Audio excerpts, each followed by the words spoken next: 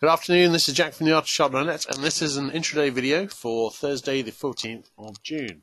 Our disclaimer, we do this for educational purposes only. We're here to share our technical analysis with you. We hope you can take some of what we're doing and learn from it, transfer it to your own charts. We're not here to issue trading signals. Right, let's have a look at ES. Now, ES has made it almost all the way back to the high. My personal feeling is it's going to retest the high. And partial as base, just switch over to the RTH charts for a minute. Now, RUT. 60-minute charts, we're very close to an RSI 14 sell signal fixing, but look at how we're doing it. That's a flag. That would usually result in a retest of this high, and so I think it's reasonable to expect one of those. NDX, off to the races, currently through wedge resistance. This could be a bearish overthrow, and actually this is a pretty good trend line. Let's have a quick look at how good it is. Wait a second.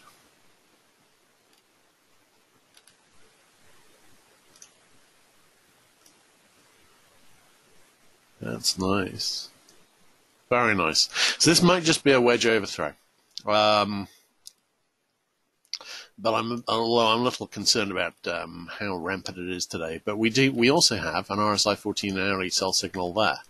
SPX, I was asked this morning on the blog that were we still on a 60-minute RSI 14 sell signal, and the answer is most definitely yes. But again, this could be a flag. We're testing key support, or at least we were testing it, pretty close to testing it yesterday at the 50-hour moving average. That needs to break.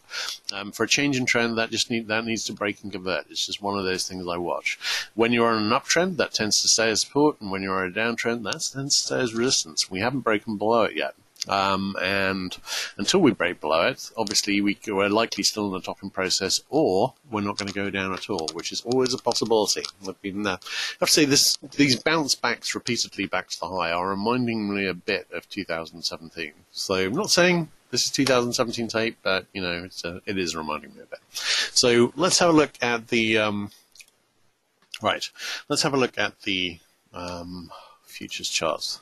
Okay, yes. We're not going to get a signal out of this, really. Am I thinking in terms of a retest of the high? Yes, I am. And I'm thinking we may well be forming a larger double top, one which would be of a size to get us down to this trend line here, which is the main support trend line. That would make it more likely that trend line would hold when it is hit. And I've currently got that in the 27.35 area. Remember, one thing that the cycle window for this retracement is only 2 weeks. Every day we're not going down is not making that window bigger. It's making it smaller. So the expectations of where we're going to get need to be balanced against how much time we've got to do it. And really, this is a slow starter so far. NQ. Sorry, slow transitions. Right, NQ, we're almost at wedge resistance here on the NQ wedge. We didn't actually make it to wedge support, which was interesting and actually unexpected. No current divergence on NQ on the 2-hour chart, but I'm wondering about this resistance here, not too far away from that now. TF, pretty close to the retest of the high. As I was explaining, looking at the RUT chart, chances are we're going to see that retest. Right, DX. I was talking about this morning, and I was suggesting that this is a fairly classic Janus flag. Here we have a lovely, very, very nicely formed head and shoulders, gets down to the neckline, breaks it slightly, and boom, it rejects. So this is a very classic Janus flag setup. Where do Janus flags go? They go to a retest of the previous high. Sometimes they continue beyond, but they don't need to. In this particular case, we've got such strong support resistance at 95. I think the chances are strong that we're going to make the second high of a double top there. But I was talking about when we were at 94.18 or so this morning, I was saying we could go directly there because some of these Janus flag rejections tend to be violent.